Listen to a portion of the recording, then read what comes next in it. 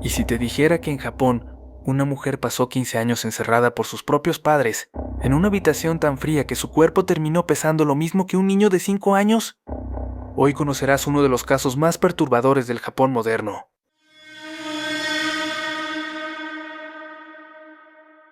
Era el 23 de diciembre de 2017, la víspera de Navidad, cuando la policía de Neyagawa recibió una llamada extraña al teléfono. Yasutaka Kakimoto, un hombre de 55 años, habló con una calma que heló la sangre de la operadora. Mi hija está muerta. No pidió ambulancia, no pidió ayuda, solo pidió policía. Y luego añadió algo que hizo detener todo en la central. Murió hace 5 días. Una patrulla llegó a la dirección. Una casa normal, japonesa, pequeña, ordenada, excepto por una estructura extra, un cuarto construido aparte. Los padres lo recibieron sin nervios, sin lágrimas, sin culpa, y sin rodeos lo llevaron a esa habitación añadida. La puerta se abrió, y el olor metálico del frío se mezcló con algo más difícil de describir.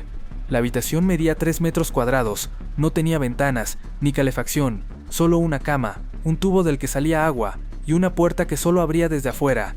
En la cama estaba Airi Kakimoto, de 33 años, su cuerpo, desnudo, cubierto de llagas por el frío, los huesos marcados, la piel agrietada, parecía más una niña que una mujer adulta. Yasutaka habló, otra vez sin emoción. Viví aquí desde hace 15 años. La historia de Airi comenzó mucho antes. Su madre Yuraki la consideró fea desde bebé. Hay grabaciones antiguas donde se escucha su voz, fría, diciéndole, no te estoy grabando a ti, vete. Airi creció aislada. No hacía amigos, en la escuela parecía rara, decían los maestros. Con los años se volvió más agresiva, y sus padres la llevaron a un psiquiatra. El diagnóstico fue duro, esquizofrenia y rasgos del espectro autista. Pero en Japón, hablar de salud mental todavía es un estigma. Buscar ayuda es sinónimo de vergüenza. Y para los Kakimoto, ese diagnóstico no era una guía, era un secreto que había que ocultar.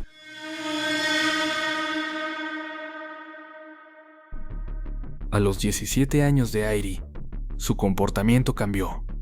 Dejó de oír a sus padres, se alteraba, rompía objetos y entonces tomaron la decisión que marcaría su destino: encerrarla para protegerla. Yasutaka construyó con sus propias manos la habitación.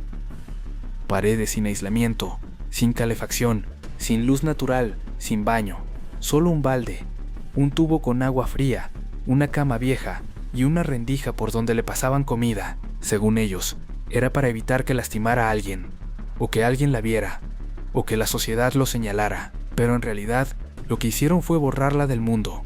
Durante una década y media, Airi vivió ahí. 15 inviernos a menos de 10 grados, 15 veranos encerrada sin ventilación, 15 años sin ropa, porque según sus padres no le gustaba, 15 años con una comida líquida al día, cuando ellos recordaban dársela. El cuerpo de Airi empezó a detenerse lentamente. No va desde crecer, dejó de moverse, dejó de hablar, dejó de escribir, dejó de existir para los demás. Su madre llevaba un diario muy detallado, pero no de ella, sino de sus tortugas. Les anotaba horarios, comidas, cuidados, pero de Airi, casi nada. Mientras tanto, su hija dormía en un colchón húmedo, rodeada por paredes heladas. En los últimos días de su vida, Airi ya casi no podía levantarse. Las cámaras, que grabaron los últimos 10 años de encierro, mostraban a una mujer moviéndose cada vez más lento, más débil, y a veces ni siquiera alcanzando el tubo de agua. Los padres lo admitieron sin vergüenza. En los últimos días ya casi no comía.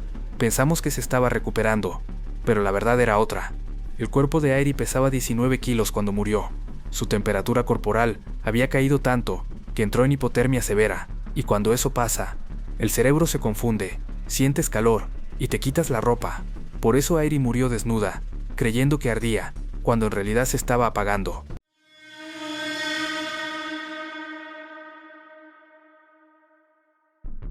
¿Por qué tardaron 5 días en llamar a la policía? La respuesta fue tan fría como la habitación. Queríamos despedirnos, pero la policía descubrió algo más. Ese día, las cámaras no estaban.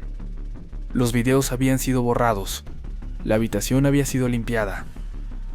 Y el cuerpo de Airi, lavado, como si quisieran borrar algo más, algo que nunca podremos ver. El caso llegó a juicio en 2020. Los padres dijeron que no eran culpables, que habían actuado por amor, que el encierro era un tratamiento, que no había llave en la puerta que Airi podía salir si quería. Pero después de 15 años sin contacto humano, sin luz, sin calor, sin afecto, Airi ya no sabía cómo salir de ahí. El juez lo dijo claro. Le arrebataron toda dignidad, toda humanidad. Airi no sabía que podía escapar, porque ustedes le enseñaron que no había mundo afuera. Yasutaka y Yuraki Kakimoto fueron condenados a 13 años de prisión. El cuarto sigue ahí, 3 metros de largo, 3 paredes frías, una cama donde el tiempo se detuvo. Y aunque en Japón el estigma de la salud mental empieza a cambiar, la historia de Airi recuerda algo que aún duele. No todos los monstruos viven fuera. Algunos se sientan a tu mesa, algunos te llaman hija,